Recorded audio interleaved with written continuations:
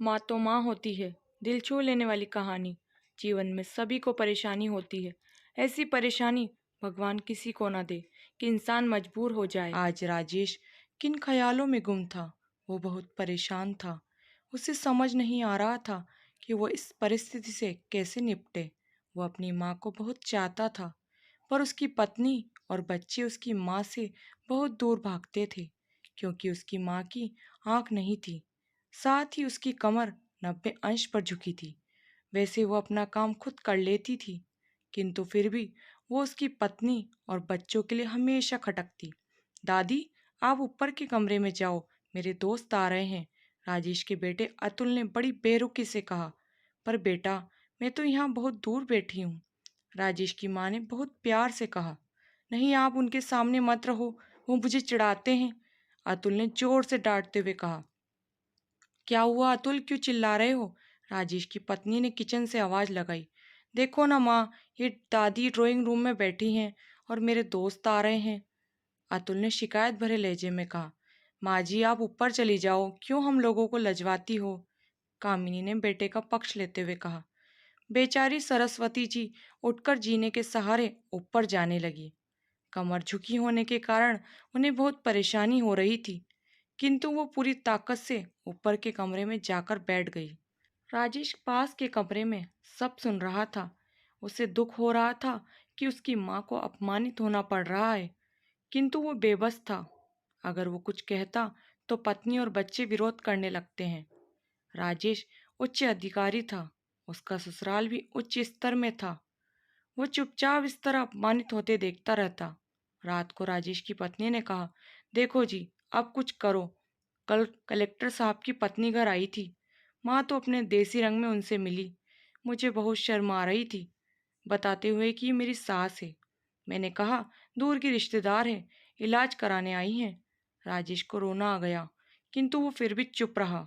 उसे समझ नहीं आ रहा था कि वो क्या करे। उसके मन के हाल को उसकी माँ सरस्वती जी अच्छे से जानती थी। बेटे को कोई कष्ट ना हो, इसलिए वो हर बात को चुपचाप सह लेती। राजेश बहुत उदास रहने लगा। एक तरफ परिवार और सामाजिक स्तर पर जीने की प्रतिबद्धता थी, तो दूसरी ओर माँ। आखिर माँ से अपने बेटे की हालत देखी नहीं गई। एक दिन उसने अपने बेटे राजेश से कहा, बहुत दिन हो गए, मैं गांव जाना चाहती हूँ, मुझे वहां पहुंचा दे, मेरा यहाँ मन नहीं लग रहा। पर माँ, वहां तो कोई नहीं है, तुम्हारी देखभाल कौन करेगा? राजेश ने आश्चर्य से कहा। अरे सब गांव वाले तो हैं, तुम्हारे मामा जी भी तो हैं, और फिर हम सारी व्यवस्थाएं कराएंगे, कामिनी ने खुश होते हुए कहा। हाँ बेटा, बहुत सही कह रही है, सरस्वती जी ने लंबी सांस लेते हुए कहा। राजेश जानता था कि गांव में माँ की देखभाल करने वाला कोई नहीं है, पर वो पत्नी की जिद के आगे बेबस था। माँ को गांव छोड़कर आते वक्त उसे बहुत रोना आ रहा था। अपनी बेबसी पर गुस्सा भी आ रहा था। कुछ दिनों बाद उसके चाचा, जो अमेरिका में रहते थे, वो आने वाले थे। उसके पिताजी थे तब वो भारत आए थे, और उसके बाद अब भारत आ रहे थे। पूरा परिवार उत्साहित था। अमेरिका से राजेश के चाचा डॉक्टर रमेश आ रहे थे। चाचा जी के आते ही सबने उत्साह से स्वागत किया। उन्होंने आते ही पूछा, क्यों राजेश, भाभी नहीं दिख रही? जी, वो गांव में रहती है, यहाँ मन नहीं लगा, कामिनी ने सपाट लहजे में जवाब दिया। डॉक्टर रमेश ने राजेश की तरफ देखा। उसने नजरें झुका ली। डॉक्टर रमेश सब समझ गए। उन्होंने बोला, हम सभी लोग गांव चलेंगे भाभी से मिलने। सभी लोग गांव पहुंचे तो देखा सरस्वती जी को बहुत तेज बुखार है। वो पलंग पर असहाय पड़ी है। डॉक्टर रमेश दौड़कर सरस्वती जी के पास गए, उनके पैर छूकर रोने लगे। सरस्वती जी की यह हालत कल्पना से परे थी। वाह बेटा, राजेश, तुमने नाम उजागर कर दिया। अपनी माँ की हालत देखकर तुम्हें तो शर्म नहीं आ रही होगी, डॉक्टर रमेश ने लगभग डांटते हुए कहा। नहीं देवर जी, राजेश को कोई दोष नहीं, मैं खुद गांव आई थी। सरस्वती जी ने अपने बेटे का बचाव किया। मुझे सब पता चल गया है भाभी, आप चुप रहो। क्यों बहू, तुम्हें अपनी सास की कुरूपता पसंद नहीं है? समाज में तुम्हें नीचा देखना पड़ता है ना? डॉक्टर रमेश ने कामिनी से कहा। कामिनी निरुत्तर होकर राजेश की ओर देखने लगी। आज तुम जिस सामाजिक स्तर पर हो, वो सब इन्हीं की देन है।